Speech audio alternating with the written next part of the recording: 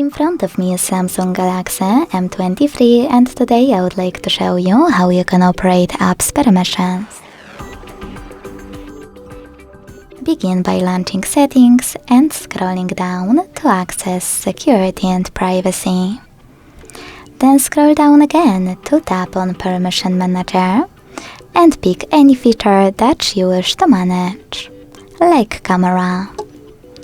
Then click on one of your apps and apply one of those options.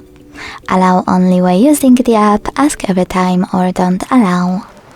I want to pick this one, so when I tap and go back, I can see that Chrome just gained access to my device's camera if I'm using my browser. You can also just click on any app that you wish to manage, select the all permissions and manage all of those the same way, only for chosen app. Thanks so much for watching. If you enjoyed this video, leave a like, comment and subscribe. Bye!